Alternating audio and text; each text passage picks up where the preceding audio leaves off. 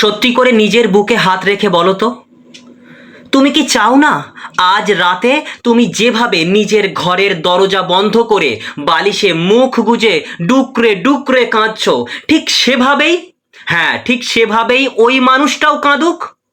তুমি কি চাও না তোমার বুকের বাঁ দিকটায় আজ যে পাথর চাপা কষ্টটা হচ্ছে, তোমার শ্বাস নিতে যে তীব্র যন্ত্রণা হচ্ছে, ঠিক একই যন্ত্রণায় ও ছটফট করুক?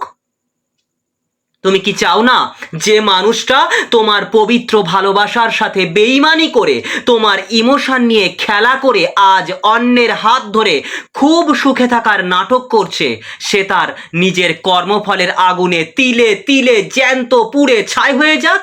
তুমি কি চাও না? যদি তোমার মনের ভেতরে এই তীব্র জেদটা কাজ করে, তবে আমি তোমাকে বলবো একদম কোনো অপরাধ বোধে ভুগো না, কারণ একটা বিশ্বাসঘাতক বেঈমান মানুষের পতন চাওয়াটা কোনো পাপ নয়। এটাই মহাবিশ্বের অমোঘ নিয়ম। যে মানুষটা তোমার দুর্বলতার সুযোগ নিয়ে তোমার বুকে ছুরি মেরেছে, তার শান্তি পাওয়াটা শুধু তোমার অধিকার নয়, এটা প্রকৃতির বিচার। আজকে থামলেনটা খুব ভালো করে পড়ো, কি লেখা আছে তাতে? তাকে একলা ফেলে দাও, হ্যাঁ তাকে একলা ফেলে দাও, সে তোমার জন্য পাগল হতে বাধ্য। তাই আজ আজ আমি তোমাকে কোনো মিষ্টি মিষ্টি সান্ত্বনার কথা শোনাবো না। আজ আমি তোমার হাতে এমন একটা সাইকোলজিক্যাল চাবুক তুলে দেব, যা দিয়ে তুমি ওর গায়ে একটা আঁচড়ও কাটবে না, ওকে একটা গালাগালও দেবে না, কিন্তু ওর জ্যান্ত আত্মাটা রক্তাক্ত হয়ে যাবে। আজ আমরা মনস্তত্ত্বের এমন এক অন্ধকার এবং ভয়ঙ্কর অধ্যায় নিয়ে কথা বলবো, যা শোনার পর তুমি বুঝবে কাউকে ধ্বংস করার জন্য তার সাথে ঝগড়া করার কোনো দরকার নেই, তাকে শুধু একলা ফেলে দিতে হয়, ব্যাস।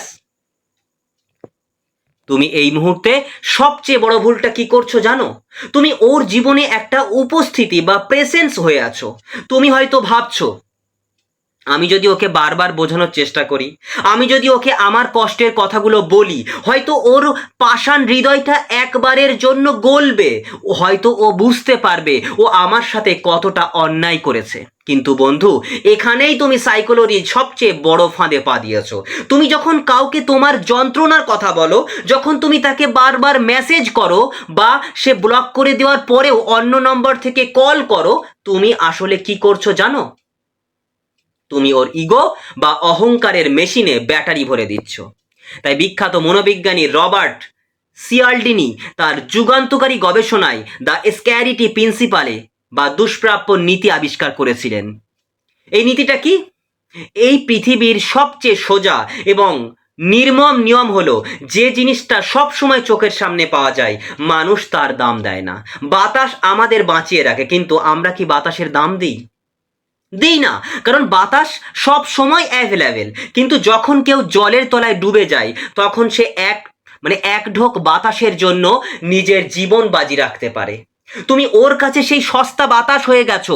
তুমি নিজেকে এতটাই সস্তা করে ফেলেছো যে ও খুব ভালো করেই জানে, ও তোমাকে যতই অপমান করুক, যতই লাথি মারুক, তুমি ঠিক ওর পায়ে গিয়ে পড়বে।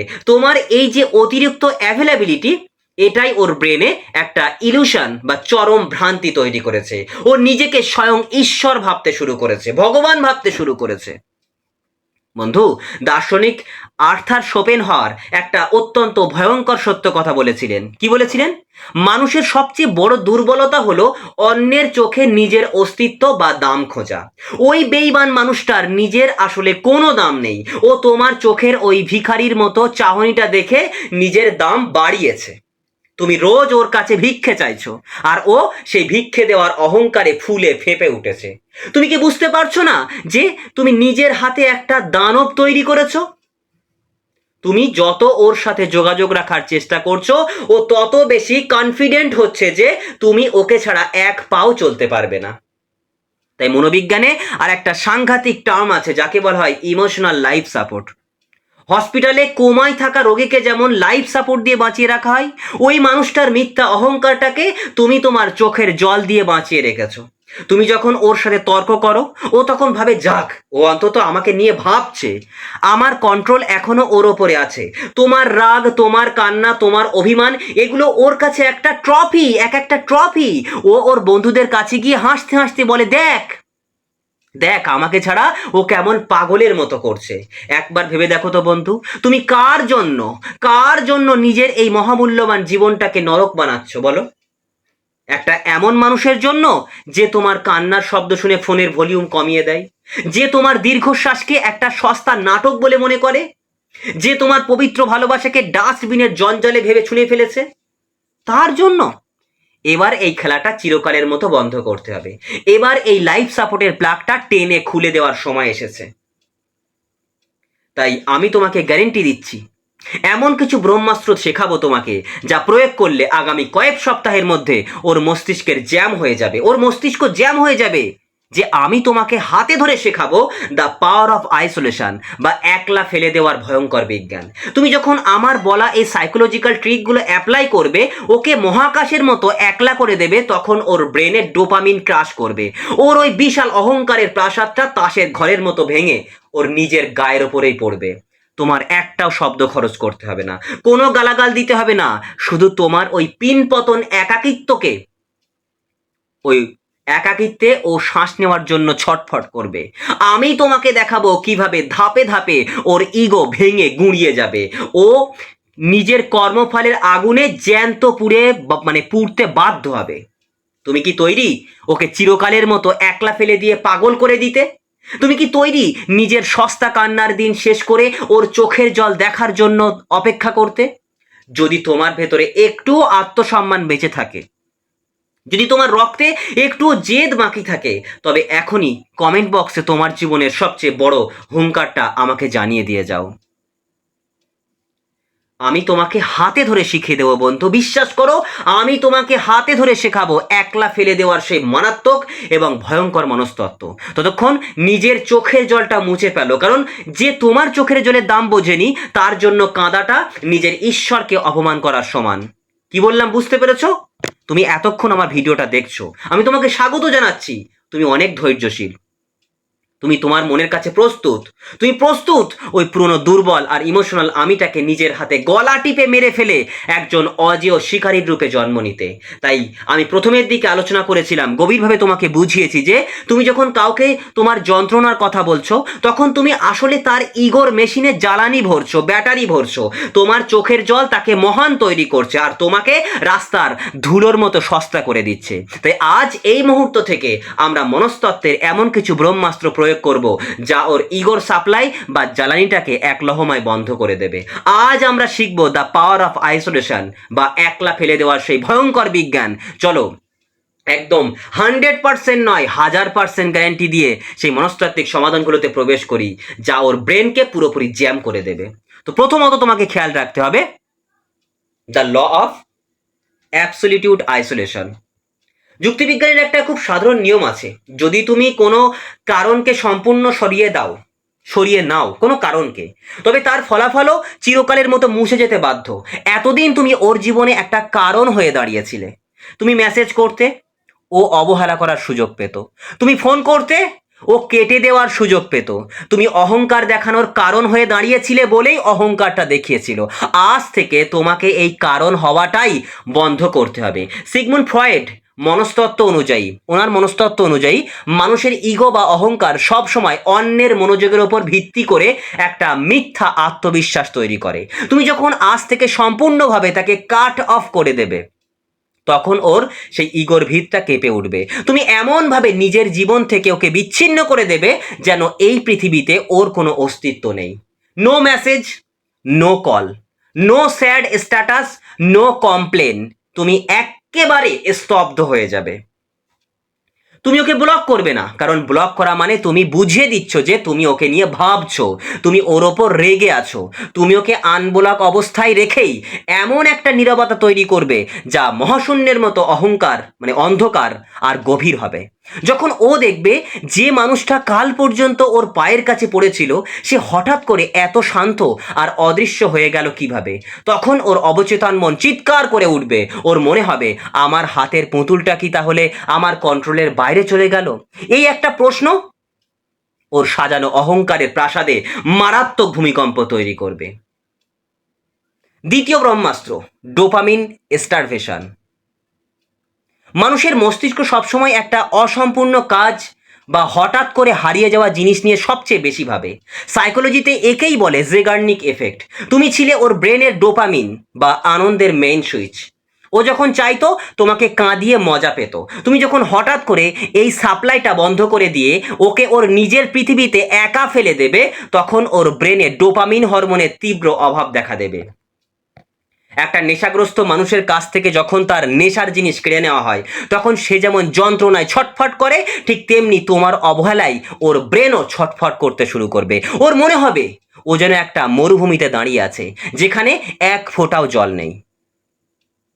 ওর নিজের প্রতি বিশ্বাস কমতে শুরু করবে। ও আয়নার সামনে দাঁড়িয়ে ভাববে, আমার মধ্যে কি এমন কোনো খামতি তৈরি হলো যার জন্য ও আমাকে আর পাত্তা দিচ্ছে না?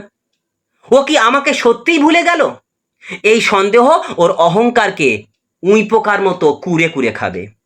তৃতীয় ব্রহ্মাস্ত্র, ওর ভেঙে পড়ার 5টি মনস্তাত্ত্বিক ধাপ। তুমি যখন এই একলা ফেলে দেওয়ার নীতি প্রয়োগ করবে, তখন ওর ব্রেন ধাপে ধাপে কি ধরনের পারমাণবিক বিস্ফোরণ ঘটবে সেটা একবার লজিক দিয়ে মিলিয়ে নাও। দেখো বন্ধু, কি ঘটবে। প্রথম ধাপে কি হবে? স্বস্তি এবং মিথ্যা অহংকার। প্রথম 1-2 সপ্তাহ যদি খুব পাথর হয়ে থাকে, প্রথম 1-2 সপ্তাহ খুব আনন্দে থাকবে, খুব আনন্দ থাকবো, বন্ধুদের সাথে ঘুরবে, ভাববে যাক আপদ বিদায় হয়েছে, আমি জিতে গেছি। ও ভাববে তুমি 2 দিন বাদে ঠিকই ওর কাছে ফিরে আসবে এবং কাঁদবে। তারপরে কি হবে দেখো, দ্বিতীয় ধাপে কৌতূহল এবং বিরক্তি তৈরি হবে। যখন 3 সপ্তাহ পার হওয়ার পর ওর ব্রেনে প্রথম ধাক্কাটা লাগবে, ও ভাববে কি রে, ও তো আমাকে ছাড়া এক মুহূর্ত থাকতে পারতো না, এতদিনেও একটাও মেসেজ করলো না। এই কৌতূহল থেকে ও তোমার সোশ্যাল মিডিয়া বা বন্ধুদের মাধ্যমে তোমার খোঁজ নেওয়ার চেষ্টা করবে। তৃতীয় ধাপ, যখন ও দেখবে তোমার প্রোফাইলে কোনো দুঃখ নেই, তুমি দিব্যি নিজের মতো আছো, তুমি কাজ করছো, আর ওর জন্য তোমার এক ফোঁটাও ভ্রুক্ষেপ নেই, তখন শুরু হবে আসল খেলা। ওর ব্রেনে ডোপামিন পুরোপুরি ক্রাশ করবে। ওর ইগোতে একটা হাতুড়ির ঘা পড়বে। ওর মনে হবে, আমি কি ওর জীবনে এতটাই মূল্যহীন হয়ে গেলাম, ও আমাকে ছাড়া বাঁচতে শিখে গেল। চতুর্থ ধাপে কি হবে দেখো, এই ধাপে ওর সমস্ত অহংকার ধুলোয় মিশে যাবে। ও তোমার ওই বরফের মতো ঠান্ডা অবহেলা সহ্য করতে না পেরে তোমার একটা রিয়াকশন পাওয়ার জন্য ভিখারির মতো মরিয়া হয়ে উঠবে। ও চাইবে তুমি অন্তত ওকে একটা গালি দাও, তাও যেন তুমি ওর সাথে কথা বলো। তারপর কি হবে দেখো, পঞ্চম ধাপে কি হবে দেখো, অনুশোচনা এবং আত্মসমর্পণ। ও কোনো সাধারণ ছুতোই তোমার সাথে কথা বলার চেষ্টা করবে। ও জ্যান্ত পূর্বে এটা ভেবে যে ওর নিজের হাতে একটা মহামূল্যবান জিনিস ড্রেনে ফেলে দিয়েছে, ওর ওই মিথ্যা অহংকারের পাহাড় ভেঙে তোমার পায়ের কাছে এসে পড়বে। চতুর্থ ব্রহ্মাস্ত্র, তোমার শেষ এবং সবচেয়ে ভয়ঙ্কর চাল। আমি তোমাকে 100% গ্যারেন্টি দিচ্ছি বন্ধু, তুমি যদি নিজের এই একলা ফেলে দেওয়ার জেদ ধরে রাখতে পারো, ও পাগল হতে বাধ্য। কিন্তু সবচেয়ে বড় পরীক্ষাটা তো সেদিন, যেদিন ওর অহংকার ধুলোয় মিশে যাবে, যেদিন ও ভিখারির মতো তোমার ওই নীরবতার দেওয়াল ভাঙতে আসবে। সেদিন তুমি কি করবে? তুমি কি গলে গিয়ে আবার পুরনো জায়গায় ফিরে যাবে? একদম না। সাইকোলজিতে একটা চরম অস্ত্র আছে যাকে বলে গ্রে রক মেথড। একটা রাস্তার ধারে সাধারণ ধূসর পাথরকে দেখে তোমার কি কোনো ইমোশন হয়? না। তুমিও ঠিক ওর কাছে এই অনুভূতিহীন পাথর হয়ে যাবে। ও যদি মেসেজ করে তুমি সেই মেসেজ দেখবে কিন্তু কোনো রিপ্লাই করবে না। ও যদি ফোন করে রিং হয়ে কেটে যাবে, তুমি রিসিভ করবে না। আর যদি সামনাসামনি দেখাও হয়ে যায়, তুমি ওকে কোনো গালি দেবে না, কোনো রাগ দেখাবে না, তুমি শুধু চোখের দিকে তাকিয়ে একটা তাচ্ছিল্যের হাসি হাসবে আর অত্যন্ত প্রফেশনাল বোরিং গলায় বলবে, আমার এখন এসব ফালতু কথা শোনার সময় নেই। এই একটা বাক্য, এই চরম অনুভূতিহীন আচরণ ওর জ্যান্ত আত্মাকে চিরে দেবে। ও বুঝবে তুমি ওকে তোমার জীবন থেকে শুধু ডিলিট করনি, তুমি ওর অস্তিত্বটাকেই অস্বীকার করছো। ও যত তোমার দিকে এগোতে চাইবে, তুমি তত একটা অদৃশ্য লোহার দেওয়াল হয়ে ওর সামনে দাঁড়িয়ে থাকবে।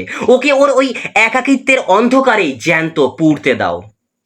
তাই ভিডিওটা শেষ করার আগে আজ আমি তোমার আত্মাকে ছুঁয়ে এমন একটা কথা বলতে চাই, যা শোনার পর এই পৃথিবীতে আর কারোর ক্ষমতা হবে না তোমার চোখের জল ফেলার। একটুখানি শান্ত হও, নিজের বুকের বাঁ দিকটায় একবার হাতটা রাখো, চোখটা বন্ধ করো। কি শুনতে পাচ্ছ? একটা স্পন্দন, তাই না? এই স্পন্দনটা কার? এই জীবনটা কার? যে মানুষটা অহংকারে অন্ধ হয়ে তোমার এই সুন্দর মনটাকে দুমড়ে মুচড়ে দিয়ে চলে গেল, এই স্পন্দনটা কি তার ভিক্ষে দেওয়া কোনো জিনিস না বন্ধু। এই স্পন্দনটা তোমার নিজের, এই স্পন্দনটা তোমার আর তোমার ঈশ্বরের মাঝখানের একটা পবিত্র সুতো। তুমি কেন একজন বিশ্বাসঘাতক স্বার্থপর মানুষের জন্য নিজের এই ঐশ্বরিক স্পন্দনটাকে থামিয়ে দিতে চাইছো? কেন? তুমি ভাবছো তুমি সব হারিয়ে ফেলেছো, তাই না? তুমি কি জানো, প্রাচীনকালে যখন কোনো মহামূল্যবান কাঁচ বা মাটির পাত্র ভেঙে যেত, তখন জ্ঞানী মানুষরা সেটা ডাস্টবিনে ছুঁড়ে ফেলতেন না। তারা ওই ভাঙা পাত্রের টুকরোগুলোকে একসাথে করে তার ফাটলগুলোতে তরল সোনা ঢেলে আবার নতুন করে জোড়া লাগাতেন। এর ফলে ওই পাত্রটার গায়ে সোনার একটা অদ্ভুত সুন্দর নকশা তৈরি হতো, আর ভাঙার আগের চেয়ে তার দাম 1000 গুণ বেড়ে যেত। তোমার জীবনটাও আজ ঠিক ওই পাত্রটার মতোই। ওই মানুষটা তোমার মনটাকে ভেঙে দিয়ে ভেবেছিল তুমি বোধহয় ডাস্টবিনের জঞ্জাল হয়ে গেলে, কিন্তু ও জানতো না বন্ধু, তোমার জীবনের আসল কারিগর ও নয়। তোমার জীবনের কারিগর স্বয়ং ঈশ্বর। ঈশ্বর নিজে হাতে তোমার ওই ভাঙা মনের টুকরোগুলো কুড়িয়ে এনেছেন, আর এখন তিনি তোমার এই যন্ত্রণার ফাটলগুলোতে নিজের আশীর্বাদের তরল সোনা ঢেলে তোমাকে আবার নতুন করে জোড়া লাগাচ্ছেন। তুমি ভাঙনি বন্ধু, তুমি আগুনে পুড়ে যন্ত্রণায় ফালা ফালা হয়ে এখন সোনার মতো দামি হচ্ছ। তোমার এই নতুন রূপটা যখন দুনিয়ার সামনে আসবে, তখন ওই মানুষটার চোখ ধাঁধিয়ে যাবে। আসল জয় এটা নয় যে একদিন ওর অহংকার ভেঙে চুরমার হবে আর ও তোমার পায়ের কাছে এসে ভিখারির মতো ক্ষমা চাইবে। আসল জয় এটা নয়। আসল জয় হলো যেদিন ও তোমার পায়ের কাছে এসে বসে কাঁদবে, সেদিন তুমি ওর দিকে তাকিয়ে দেখবে আর তোমার বুকের ভেতরটা একদম শান্ত থাকবে। তোমার ওর জন্য কোনো ঘৃণাও হবে না, কোনো ভালোবাসাও আসবে না। তোমার শুধু মনে হবে এই সাধারণ সস্তা মানুষটার জন্যই কি আমি একদিন রাতের পর রাত নিজের চোখের জল ফেলেছিলাম। তোমার ভেতরে জন্ম নেবে এক পরম শূন্যতা এবং চরম রাজকীয় উপেক্ষা। যেদিন তুমি ওকে তোমার মনের ওই শূন্যতার জায়গা পৌঁছে দিতে পারবে, সেদিন বুঝবে তুমি জিতে গেছো। আজ এই রাত থেকে নিজেকে আর দোষ দিও না। তুমি ভালোবাসতে গিয়ে কোনো ভুল করনি, তুমি শুধু ভুল মানুষটাকে তোমার মূল্যবান ভালোবাসাটা দিয়ে ফেলেছিলে। একটা অন্ধ মানুষকে রামধনু দেখালে সে যেমন বুঝতে পারে না, ওই মানুষটাও তোমার রামধনুর মতোই সুন্দর মনটার দাম বোঝেনি। এতে রামধনুর কোনো দোষ নেই। নিজেকে ক্ষমা করো বন্ধু, অনেক কেঁদেছো, অনেক কষ্ট পেয়েছো। এবার নিজের যত্ন নেওয়ার সময় এসেছে। তোমার ওই আয়নার সামনের মানুষটা তোমার একটুখানি ভালোবাসার জন্য অপেক্ষা করে আছে, তাকে আর কষ্ট দিও না। আয়নার ভেতরের মানুষটাকে আর কষ্ট দিও না।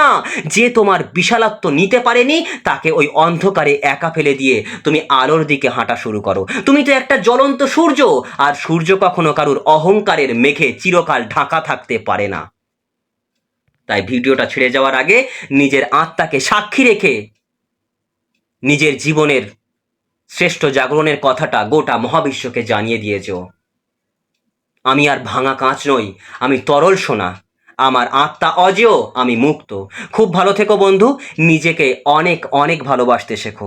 তোমার এই নতুন জন্মে, তোমার এই রাজকীয় যাত্রায় আমি তোমার ছায়া হয়ে সবসময় তোমার সাথে আছি। ভিডিওটা একদম শেষ করার আগে আজ আমি তোমার সাথে কোনো সাইকোলজি, কোনো থিওরি বা কোনো জেদের কথা বলবো না। আজ আমি তোমার ওই ক্লান্ত ক্ষতবিক্ষত মনটার সাথে দুটো কথা বলতে চাই, যে মনটা গত কয়েক মাস ধরে একটা অন্ধকার ঘরে গুমড়ে গুমড়ে কাঁদছে। তুমি কি জানো, একটা খসখসে রুক্ষ দড়িকে যদি তুমি প্রাণপণে আঁকড়ে ধরে থাকো, আর কেউ যদি উল্টো দিক থেকে সেটাকে টেনে হিঁচড়ে নিয়ে যেতে চায়, তখন সবচেয়ে বেশি রক্ত কার হাত থেকে ঝরে?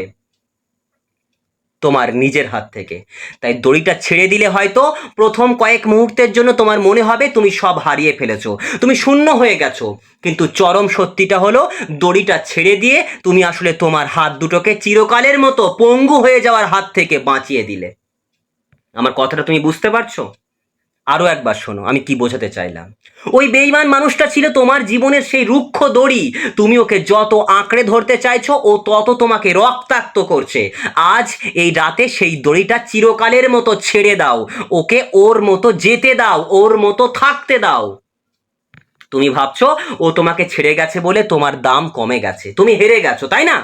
একবার শান্ত হয়ে ভেবে দেখো তো, একটা জন্ম অন্ধ মানুষের সামনে যদি পৃথিবীর সবচেয়ে দামি কোহিনূর হিরেটা রেখে দেওয়া হয়, আর সে যদি সেটাকে সাধারণ কাঁচের টুকরো ভেবে ডাস্টবিনে ছুঁড়ে ফেলে দেয়, তাতে কি কোহিনূরের দাম 1 পয়সা কমে যায়? না, ক্ষতিটা শুধু ওই অন্ধ মানুষটারই হয়। সে সারা জীবনের মতো একটা অমূল্য রত্নকে নিজের হাতে হারিয়ে ফেললো। তুমি হলে সেই কোহিনূর, যে অন্ধ মানুষটা তোমার ওই পবিত্র ভালোবাসার আলোটাকে দেখতে পায়নি। তার অন্ধত্বের জন্য তুমি নিজেকে কেন ডাস্টবিনের জঞ্জাল ভাবছো বলো? কেন? নিজেকে এতটা সস্তা করো না বন্ধু, এতটা সস্তা ভেবো না।